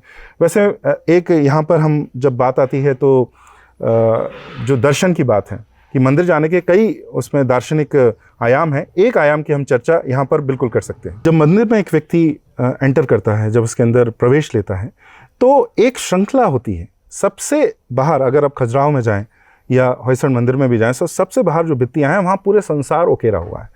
यहाँ पर युद्ध के भी उसको आपको दृश्य दिखेंगे, यहाँ प्रेम के भी आपको दृश्य दिखेंगे। जो संसार में हम जीवन में होता है, पूरे संसार का प्रतिबिंब हिंदू मंदिर को बोला जाता है, और वहाँ पर वो उकेरा जाता है। जैसे जैसे आप अंदर जाते हैं मंदिर के, तो आप देखेंगे कि जो मूर्तियों का जो प्रकृति है वो बदलती जाती है। वह जो सांसारिक से धीरे धीरे कम सांसारिक होने लगती है। थोड़ा अंदर जाएंगे तो आपको जो छोटे देवी देवता हैं, जो अनेकों देवी देवता हैं, वो देखेंगे। अब आपको प्रेम के और इस तरह के प्रसंग थोड़े कम दिखेंगे। फिर और आप अंदर जाते जाएंगे तो जो प्रमुख देवता हैं, अष्टदिक्पालक हैं, बाकी की जो देवता हैं, वे देखेंगे। और धीरे धीरे धीरे ये श्रृंखला गर्भगृह में जाके समाप्त होती है, जहाँ देवता के अलावा और कुछ भी नहीं होता। तो एक रूप से यह यात्रा है, संसार से आंतरिक यात्रा है, जो आप संसार से अपनी इंद्रियों को विमुख करके उनको अंदर मोड़ रहे हैं, अपने अंदर मोड़ रहे हैं और आत्मा का अवलोकन कर रहे हैं। देवता यहाँ पर ब्रह्म स्वरूप है और आप अपनी इंद्रियों को उनको अपने कंट्रोल में ले रहे हैं, उनको नियंत्रण कर रहे हैं और उनको अंदर ले जा रहे हैं। जब शिल्प बनाने का जो प्रक्रिया है वह भी ठीक ऐसी प्रक्रिया है। जब इंद्रियों पर नियंत्रण हो जाता है तो वह जो देवता है वो बहुत आसानी से सामने आ जाते हैं। इसका एक उदाहरण मैं आपको दूं कि आज जो मूर्तियाँ बनाई जा रही हैं, हर प्रकार की मशीन उपलब्ध हैं, हर प्रकार के सॉफ्टवेयर्स हैं जिनसे हम पहले से सब कुछ निर्धारित कर सकते हैं कि कैसा बनाया जाना चाहिए, उसमें कोई त्रुटि होने का अब बहुत कम ही अवसर बचता है। परंतु उसके बाद भी उनका जो स्तर है वह इन मूर्तियों जैसा स्तर नहीं है जो आप बेलूर में देखेंगे, हॉलीवुड में देखेंगे, जिनके पास कोई तकनीकी नहीं थी इस प्रकार की, कंप्यूटर नहीं थे, ऐसे कोई प्लान नहीं थे, लेकिन उसके बाद भी वो इस स्तर तक पहुंच पाए। उसका जो कारण है कि उनका जो इंद्रियों पर नियंत्रण बहुत अधिक था, उनका चित्त एकाग्र था, वह ध्यान भूमि में चेतना के ऊंचे स्तर पर थे। तो जिस भूमि में वे हैं, ऐसा कहा जाता है कि सफल कलाकार वो है जो अपने चित्त भूमि को, जो उस कला का अवलोकन कर रहा है, उसकी चित्तभूमि और अपनी चित्तभूमि को एक कर दे, एक ही चित्तभूमि पर ले आए। तो जिस चित्तभूमि से इन कलाकारों ने इन मूर्तियों को घेरा है, उसी चित्तभूमि पर हम आ जाएं, ऐसा उनका प्रयास था।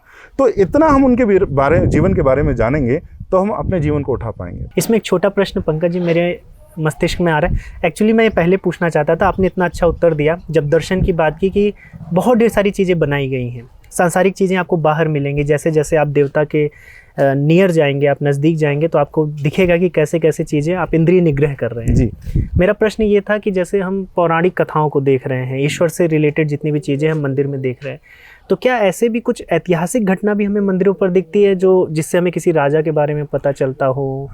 या कुछ मिलती हैं। तो देखिए, आपका जो प्रश्न का उत्तर है, कुछ कुछ तो आपको मिलती हैं। जैसे अगर आप चोल मंदिरों में जाएं, वहाँ पर एक चंडेश अनुग्रह मूर्ति करके भी बोलते हैं, तो उसमें जो शिव हैं, वह जो चोल राजा हैं, राजराज चोल, उनके जो बाल हैं, केश हैं, उनको बांध रहे हैं। और यह शास्त्रों में ऐसा बोला गया है कि यह करना मतलब अपना आशीर्वाद, अपना अभय उनके ऊपर देना कि यह मेरा ही मेरी जो ज्ञान परंपरा है उसको आगे बढ़ाने वाला, उसको प्रोटेक्ट करने वाला, उसकी रक्षा करने वाला यह राजन है।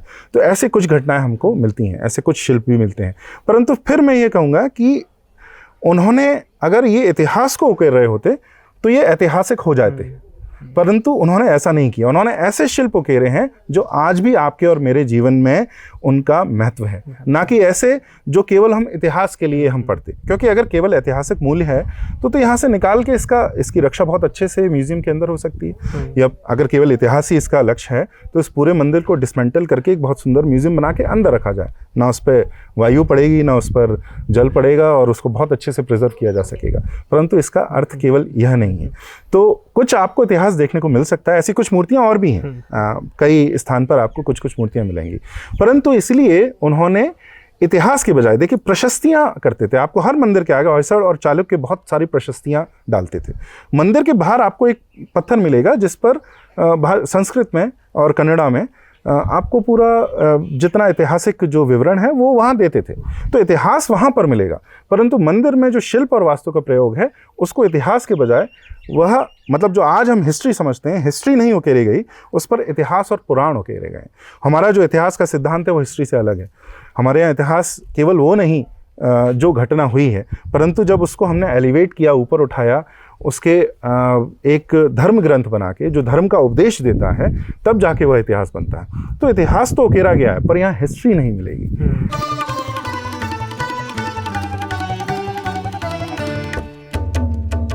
तो पंकज जी, आपने जितना भी होयसड़ मंदिर शैलियों के बारे में बताया है, और जो भी मैं देख रहा हूँ, जितनी इंट्रिकेसीज देख रहा हूँ, आप सोचिए कि 800 साल पहले ये टेक्नोलॉजी, ये टेक्निक हमारे पास थी। ये मंदिर तो बहुत ही अद्भुत है, क्योंकि इसमें आपको बहुत सारे शिल्प, जो होयसड़ मंदिरों में सबसे सुंदर शिल्प हैं, वो आपको यहाँ देखने को मिलते हैं। जैसे कि बहुत सुंदर गणपति हंस पर बैठे हुए, गजासुर संहार मूर्ति, अंधकासुर वध, इस प्रकार की अनेकों अनेक बहुत ही सुंदर यहाँ पर आपको मूर्ति देखने को मिलती है। तो पंकज जी, देखा जाए, अगर कोई भी टेक्नोलॉजी या कोई भी चीज़ हम सीखते हैं, वो ओवर द ईयर्स और स्ट्रांग होती जाती है। अभी 800 साल का समय हो गया, हम इतनी पीक पे ऑलरेडी हैं, तो आगे तो और भी तगड़ी चीज़ें हुई होंगी। मतलब इसका भी हमने पीक किया होगा, तो और कौन से मंदिर है जहाँ हम जा सकते हैं? बहुत दुखद बात है कि ये हम चरम पर थे, और इसके बाद हमें चरम से बड़ी हिंसा से गिराया गया। एक तरह से कह सकते हैं कि हिंदू वास्तुकला, शिल्पकला, मंदिर कला और सौंदर्य कला का हत्या की गई इस्लामी आक्रमणकर्ताओं द्वारा। ये जो मंदिर आप जहां हम खड़े हैं, हालीबेडिगो होयसलेश्वर मंदिर, यहाँ पर बहुत भयंकर विध्वंस हुआ है। मलिक काफूर की सेना यहाँ 2 बार आई है 14वीं शताब्दी में, और एक एक मूर्ति को उन्होंने, आप देख सकते हैं कि एक एक मूर्ति की नाक और ये सब ऐसे तोड़े हैं, सब खंडित हैं। और ये इनकी राजधानी थी, तो यहाँ 100 से अधिक बड़े प्राचीन मंदिर हुआ करते थे। अब तो 2-3 ही आपको शेष दिखते हैं, और इसके ऊपर बड़ा सुंदर शिखर हुआ करते थे, दोनों ये द्विकूट है, वो भी अब नहीं है। तो यह उसको पूर्णतः समाप्त कर दिया गया। इतिहास का एक ऐसा पन्ना है जो हमारे स्कूल की पुस्तकों में हमें बिल्कुल नहीं पढ़ाया जाता, हिंदुओं को अंधकार में रखा जाता है। ये यूरोप में अगर आप इतिहास को ना पढ़ाएं किसी ऐसी दुखद घटना को, तो उसको बोलते हैं निगेशनिज्म, कि आप इतिहास को बदलने का प्रयास कर रहे हैं उसको छुपाकर। जिस प्रकार से अगर आप जर्मनी में जाएं तो जहाँ जहाँ जर्मनी और फ्रांस के बीच में, नाजी ही नहीं, उनके मेडिवल युग में, जो मध्य युग में जो उनकी लड़ाइयाँ हुई हैं, आज भी उन किलों पर संध्या को शो होता है, लाइव शो होता है, और उसमें वो लाइट एंड साउंड शो से पूरा उनका इतिहास बताते हैं। तो वो हर मास या हर सप्ताह वो अपना इतिहास दोहराते हैं। और यहाँ हमें एक भी बार यह बताया नहीं जाता कि मलिक काफूर ने, इस्लामी सल्तनत ने यहाँ पर इतना बड़ा विध्वंस किया, इनको इतने बहुत ही गहराई तक मंदिरों को तोड़ा, शिल्प को तोड़ा, वास्तु को समाप्त किया। तो होयसड़ साम्राज्य अपने चरम पर पहुँच चुका है। अब बड़े दुखद की बात है कि 700-800 वर्ष बाद पहला होयसड़ मंदिर अब मैसूर के पास में बनाया जा रहा है। तो इतना बड़ा गैप आ गया, क्योंकि इसके बाद हुआ ये कि होयसड़ साम्राज्य समाप्त हो गया, इसकी शक्ति बहुत छीड़ जब होती चली गई, तो ऐसे कई छोटे छोटे साम्राज्यों ने, जब उन्हें समझ में आया कि अब इस्लामी आक्रमण को वो अलग अलग नहीं झेल सकते, तो उन्होंने सब ने अपनी शक्ति मिलाकर विजयनगर साम्राज्य बनाया।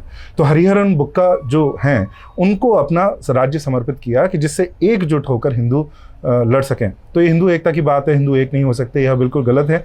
150 वर्ष तक ढाल की तरह विजयनगर साम्राज्य बना रहा। हम्पी में जो आज जिसके, उसको भी फिर बाद में नष्ट किया गया।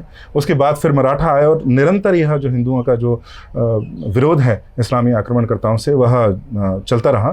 तो लेकिन विजयनगर साम्राज्य 150 वर्षों तक एक ढाल बन के दक्कन की में बैठा रहा। वरना आज जो उत्तर प्रदेश की दशा आपको दिखती है, हरियाणा और पंजाब की दशा दिखती है, जहाँ रुइंस भी नहीं बचे हैं। आप खोदेंगे तो नीचे मूर्तियाँ मिलेंगी, मलबे में नीचे गंगा और दोआब में और यमुना में आपको नीचे मूर्तियां मिलेंगी। अब मंदिर भी वहाँ समाप्त हो चुके हैं। ऐसी स्थिति यहाँ भी होती है। अगर विजयनगर साम्राज्य ना आ पाया होता तो इतने सुंदर मंदिरों को भी विध्वंस कर दिया होता। तो यह उसकी एक गाथा है। आप समझिए कि मैं कुछ वर्ष पहले एक संस्थान में था, वहाँ उनको एक बहुत छोटा मंदिर निर्माण करवाना था प्राचीन शैली में। तो वह छोटे मंदिर में बस 2-3 लोग बैठ पाए, एक गर्भगृह और छोटा सा मंडप, इतना उनका बनाने का हमारा एस्टिमेट था। तो जब मैंने जो सोमपुरा हैं, जो राम मंदिर का निर्माण कर रहे हैं, उन्हीं के वंश में से मैंने एक से संपर्क किया। जब उनसे बोला कि कितने का ये मंदिर बनेगा, तो उन्होंने 3.5 से 4 करोड़ का एस्टिमेट दिया।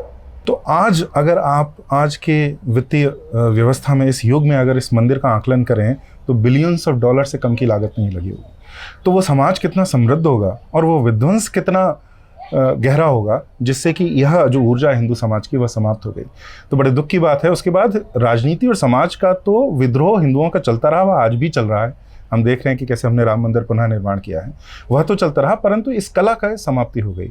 बड़े हर्ष की बात है कि अब 800 वर्ष बाद फिर से होयसड़ मंदिर मैसूर के पास में बनाया जा रहा है। साथ ही मैं फिर से रिपीट कर रहा हूँ कि यदि आप किसी धर्म के, किसी मजहब के नशे में इतने चूर हैं कि आपको कला की कद्र नहीं है, तो आप हैवान हैं, इंसान नहीं हैं। क्योंकि रचनात्मकता का आशीर्वाद ईश्वर ने कुछ ही जीवों को दिया है, और इंसान पर, मनुष्य पर तो सबसे ज़्यादा परोपकार किया है। और इन्हीं मनुष्यों में जो भारतवर्ष के शिल्पी थे, उन्होंने इस रचनात्मकता को इसकी पराकाष्ठा पर पहुंचाया, और ऐसी पराकाष्ठा पर पहुंचाया कि आज विश्व इस विरासत को पहचानने के लिए मजबूर है। आज ये विश्व की विरासत है। पर इसमें दुख की बात यही है कि हम होयसड़ के राजाओं के बारे में नहीं जानते। हम मिस्र के पिरामिडों की बात करते हैं, यूनान के मंदिरों की बात करते हैं, लेकिन हम अपने राजाओं की, अपने धरोहरों की, अपने गौरवशाली इतिहास की बात नहीं करते हैं। मैं इन टूटे हुए शिखरों को जोड़ नहीं सकता, मैं इस विध्वंस के पीछे जाकर इन्हें रोक नहीं सकता, लेकिन मैं इसे भूलने तो बिल्कुल भी नहीं दूंगा। ये सच आपके सामने अवश्य रखूंगा, जिससे आप और आगे आने वाली पीढ़ी इस बात को हमेशा याद रखे और हम अपनी विरासत को दोबारा सजा पाएं। पंकज जी, थोड़ा इतिहास में हमें और ले जाएं, मलिक काफूर के बारे में भी बताएं, क्योंकि जैसे अभी छावा आई और हमें पता चला, पढ़ते सब हैं लेकिन हो सकता है कि लोगों को ज़्यादा नहीं पता चलता है, मूवी से ज़्यादा पता चलता है। तब पता चला कि औरंगज़ेब का क्या अभियान था और डेक्कन पे वो कैसे चीज़ों को उसने विध्वंस किया और क्या क्या चीज़ें उसने की। तो मलिक काफूर के भी विषय में बताएं, क्यों ये इस एरिया में आकर इतना विध्वंस करना चाहता था। देखिए, मलिक काफूर क्यों, तो जो सारे इस्लामिक जो राजा रहे हैं वो अपना बड़ा कर्तव्य मानते थे कि हिंदू मंदिरों को तोड़ना है और उनका नाश करना है। जैसे हमने अभी बात भी की कि वे ये मानते हैं कि ये बुत परस्ती का घर है, और बुत परस्ती यानी जो मूर्ति पूजा है यह बहुत बड़ा पाप है, यह शैतान की पूजा है, और मंदिर तोड़ के वे हमें शैतान की पूजा से बचा रहे हैं, ऐसा भाव उनके मन में भरा जाता है। अच्छा, वो हम पे वो भी कर रहे हैं। हाँ, हम पर एहसान करते हैं, मंदिर तोड़ के, मूर्तियाँ तोड़ के, विध्वंस करके वो हमें बचाते हैं। यहाँ तक कि अगर वह किसी हिंदू स्त्री के साथ दुराचार करके उसे मार रहे हैं और कन्वर्ट कर रहे हैं तो वह अच्छी बात है, क्योंकि वहाँ फिर जहन्नुम नहीं जाएगी। तो उनके मन में यह है कि हिंदू तो चाहे कितनी भी अच्छी स्त्री हो, अहिल्याबाई भी जहन्नुम में आग की अग्नि में जल रही हैं, और अगर अहिल्याबाई को मुसलमान मार के और कन्वर्ट करके, अगर वो बुरी तरह उनकी हत्या करके और लेकिन उससे पहले वो उनको कन्वर्ट कर लेते इस्लाम में, तो वह जन्नत चली जाती। तो इस प्रकार से उनकी विचारधारा, इसलिए वे ऐसा करते हैं। एक बड़ा प्रसिद्ध प्रसंग भी है, नेहरू जी अपनी पुस्तक में बहुत गहरा झूठ बोलते हैं डिस्कवरी ऑफ इंडिया में, कि वहाँ जो गजनी है, अगर मैं सही हूँ, और एक जो आरंभी इस्लामी आक्रमण करता है, मथुरा में वे खड़े हैं। तो मथुरा नगर में वो घुसने वाले हैं, वहाँ खड़े होके संध्या का समय है, और वह दृश्य देखते हैं कि सैकड़ों हज़ारों मंदिर से घंटों की आवाज़ आ रही है, पूजा हो रही है, बहुत सुंदर धूप अगरबत्ती चल रही है। ऐसे मंदिर, ऐसे उनके अनुसार ऐसे ढांचे उन्होंने कभी देखे ही नहीं है अपने जीवन में। इतनी सुंदर वास्तुकला, इतनी सुंदर शिल्पकला, स्त्रियां बड़े सुंदर गजरे लगाए हुए सब घूम रही हैं, और बड़ा सुंदर दृश्य है। सभ्यता के उत्कृष्ट स्तर पर है वह दृश्य।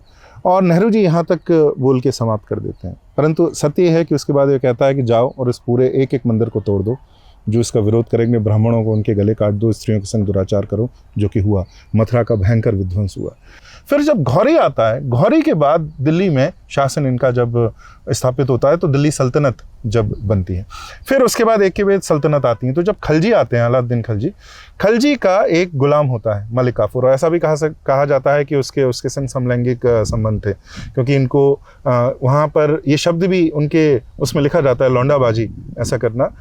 वो जो मध्य एशिया है वहाँ के लड़के वो रखते थे अपने पास। तो उसमें से ऐसा ये इतिहास में पूर्णतः सिद्ध हो सकता है नहीं है, लेकिन बहुत सारी किंवदंतियाँ हैं, उन्हीं के दरबार की किंवदंतियाँ हैं। तो मलिक काफूर, बात यह है कि वह गुलाम है, और मलिक काफूर सबसे महत्वपूर्ण बात यह है, हमें इसमें इस्लामी फंडामेंटलिज्म की प्रकृति समझ में आती है कि वह क्या है।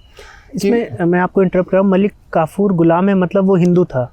गुलाम नहीं, गुलाम मुसलमान भी हो सकता है। अच्छा। हाँ, और हिंदू ये मलिक काफूर था, परंतु गुलाम कोई भी हो सकता है। मुसलमानों को भी उन्होंने गुलाम रखा है, क्योंकि इस्लाम में बहुत सारी गुलाम सल्तनत भी रही हैं, गुलाम किंगडम्स भी रहे हैं, तो भारत में भी रहे। तो खलजी का जो गुलाम है मलिक काफूर, यह गुजरात से कहते हैं कि पैदा ये हिंदू हुआ था, गुजरात से जब रेड करता है वहाँ से उसको लाता है, फिर वो कन्वर्ट कर लेता है, और फिर वह इस्लाम में धर्मांतरित होने के बाद वह इतना विध्वंस, इतना बड़ा हम कह सकते हैं कि पिशाच बन जाता है कि वह पूरे भारत में, जहाँ तक उसके पहले इस्लामी सेनाएं कभी नहीं गई थी, वहाँ तक जाके हज़ारों लाखों मंदिर का विध्वंस करता है, जेनोसाइड करता है हिंदुओं का, स्त्रियों के संग दुराचार करता है। यह पूरी श्रृंखला है। तो मलिक काफूर ने यहाँ पर द्वार समुद्र में, हालीबेडू में 2 बार बहुत बड़ा विध्वंस किया है 14वीं शताब्दी में। यहाँ 100 से अधिक मंदिर हुआ करते थे, अब 2-3 ही बचे हैं। तो जब वो दक्षिण आता है, तो दक्षिण उस समय बहुत सारे हिंदू साम्राज्य हैं जो बड़े शक्तिशाली हैं, जिस तरह से सेवण के यादव जो महाराष्ट्र में अभी हैं, और जो तेलंगाना में है वहाँ वरंगल के काकतीय, जिनका बड़ा सुंदर रमप्पा मंदिर जो अभी यूनेस्को वर्ल्ड हेरिटेज लिस्ट में आया है, वह उनका मंदिर हुआ करता था। रमप्पा पहाड़ के पीछे छुपा है तो वो बच गया था, वरना काकतीय 99% मंदिर, काकतीय मंदिर अब नहीं मिलते। काकतीयों का विध्वंस बहुत बुरे तरह से हुआ था। फिर यहाँ पर हम आते हैं तो उस समय चालुक्यों के कुछ चिन्ह दिखते हैं, परंतु होयसड़ साम्राज्य उसमें दिखता है। ऐसे ये 3-4 साम्राज्य हैं, परंतु वो आते हैं और एक के बाद एक सेवण के यादव्स को हराते हैं, फिर काकतीयों को हराते हैं, और फिर द्वार समुद्र में आके इनकी राजधानी में इनको हराते हैं। और हराने के बाद इनकी पूरा विनाश नहीं होता, होयसड़ साम्राज्य का पूरा विनाश नहीं होता, पर वे बहुत, उनकी शक्ति जो है कम हो जाती है। और तब हिंदू एकता का बहुत बड़ा नमूना हमें देखने को मिलता है कि इसके पहले हम ये नहीं देखते हैं, कई सारे साम्राज्यों के जो अवशेष बचे हुए हैं वे सब अपनी स्वेच्छा से, हरिहर और बुक्का जो विजयनगर के संस्थापक रहे हैं, अपनी स्वेच्छा से उनको अपना राज्य और अपनी सत्ता सौंपते हैं कि अब हम एकजुट होकर इस्लामी जो ये आक्रमण उनका सामना करें। जैसे हमने बात की कि फिर 150 वर्ष तक ढाल बन के विजयनगर साम्राज्य उसमें बना रहता है। उसके बाद तालीकोट का जब युद्ध होता है 16वीं शताब्दी में, 15वीं के अंत में या 16वीं शताब्दी में, तब तालीकोट के युद्ध में विजयनगर हारता है पहली बार जो दक्खन की सल्तनत है। और मज़ेदार बात यह है कि दक्खन की सल्तनत एक बार हिंदू राजाओं को हराने के बाद वे भी बढ़ जाती हैं। तो ये आरोप जो हमारे ऊपर लगता है कि हिंदू तो बटे हुए थे इसलिए हार गए, केवल यह कारण नहीं है, बटे तो वो भी हुए थे, परंतु उनका शत्रुबोध बहुत अधिक था कि हिंदू तो हर सल्तनत के लिए शत्रु है। हम ये नहीं मानते, हम सबको बराबर समझते हैं, परंतु वे समझते हैं कि अगर जैसे दक्षिण में कई सल्तनत बनती हैं, गुलबर्गा जो सल्तनत बनती है, फिर बीदर सल्तनत बनती है, इस तरीके से कई सारे वहाँ पर छोटे छोटे साम्राज्य बनते हैं और विजयनगर इनको बहुत अच्छे से हराता रहता है सबको। फिर उनको ऐसा लगता है 150 वर्ष में कि अब हमको एक होना है और वो एक होकर विजयनगर का साम्राज्य का सामना करते हैं, परंतु उससे भी वे नहीं हारते। विजयनगर जब तालीकोट का जो युद्ध हुआ है वो हारे ऐसे हैं कि उन्होंने भी ये गलती की, उनका शत्रुबोध भी इतना अधिक नहीं था। हम मानते हैं कि वो तो उनका तो शत्रुबोध बहुत अधिक रहा होगा। उन्होंने मुस्लिम जनरल को अपने यहाँ रखा हुआ था, जो सेना नायक थे उनके मुसलमान थे, 2 टुकड़ियों के या 1 या 2 टुकड़ियों के, और वे विद्रोह कर देते हैं, वे जाके मुसलमानों से मिल जाते हैं और इस कारण से विजयनगर हारता है। विजयनगर शौर्य की कमी से नहीं हारा, शत्रुबोध की कमी से हारा कि उन्होंने मुसलमान सेना नायक को उस पर विश्वास किया, मुसलमान आर्मी से ही, सेना से ही लड़ने के लिए। तब जाके फिर विजयनगर भी तालीकोट से समाप्त नहीं होता, उसकी शक्ति बहुत क्षीण हो जाती है, उनकी राजधानी चली जाती है और विश्व के सबसे बड़े जेनोसाइड और नरसंहार में से एक हम्पी में होता है। बहुत ही बीभत्स वह कहानी है। उसके बाद वह उनकी शक्ति कम होती चली जाती है बाद में, लेकिन फिर उन्हीं के जो वंशज हैं वे नायक बनते हैं। तो जो दक्षिण में कई सारी नायक, मदुरई नायक हैं, इस तरह बहुत सारे नायक साम्राज्य बने हैं, वे नायक फिर उन्हीं में से निकलते हैं। तो ऐसी एक श्रृंखला बनी आ रही है। हमने सामना किया है, विद्रोह किया है, परंतु उनकी भी जो प्रथा है कि ये जो बड़ी सभ्यता को नाश करना है केवल इसलिए कि वो मूर्ति पूजक है और इस्लामिक नहीं है, यह अगर हम लेसन इतिहास का अगर हम भूल जाते हैं या पाठ हम इतिहास का भूल जाते हैं, तो जो अभी भी जो मंदिर बन रहे हैं, एक समय आएगा कि जब अगर उनकी कभी संख्या 50% से अधिक जिस क्षेत्र में हुई तो वे भी तोड़े जाएंगे। अभी कश्मीर में हमें सुनने को मिलता है कि रातों रात एक मंदिर में आग लग गई। अब जिसको 800 साल से जिसमें आग नहीं लगी थी, 500 साल से आग नहीं लगी थी, अभी अचानक से उसमें रात को उसमें से आग लग जाती है। तो इस तरह की बड़ी घटनाएं हम देख सकते हैं कि होती रहेंगी आगे, अगर हमने अपना इतिहास से हमने कुछ सीखा नहीं। तो हमें होयसड़ मंदिर, इनकी कला, ये हमें बहुत स्वयंबोध की भी हमें शिक्षा देता है कि किस प्रकार से कितनी उत्कृष्ट कला, सौंदर्यबोध हमारे अंदर था, और दूसरी ओर शत्रुबोध की भी हमें पाठ देता है कि कैसे अगर हम केवल एक ही काम करते रहेंगे, कला का ही संवर्धन करते रहेंगे और शत्रु को नहीं समझने का प्रयास करेंगे, तो एक दिन वो जो बारबेरियंस हैं, जो हमसे बहुत नीचे हैं स्तर में, कला में, सभ्यता में, वे भी हमें नाश करके इस सभ्यता का नाश कर देंगे।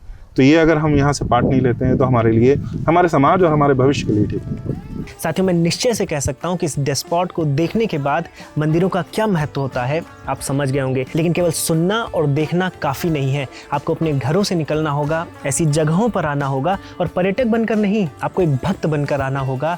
विश्व की सबसे सुंदर श्री कृष्ण जी की मूर्ति यही है। यहाँ पर हमने विष्णु जी की, नरसिंह जी की ऐसी प्रतिमाएं देखी हैं कि अश्रु निकल पड़े थे, पर इन चीज़ों को हमने कैमरे में कैद नहीं किया, क्योंकि ये चीज़ें साक्षात अनुभव में आनी चाहिए। यदि आप वीडियो पर ही देख लेंगे तो आप यहाँ कभी नहीं आएंगे। अब मैं आप सभी से विदा लेता हूँ और जल्द ही किसी यात्रा पर फिर दिखूंगा, भारत की इसी विरासत को पुनर्जीवित करते हुए। तब तक के लिए जय श्री राम।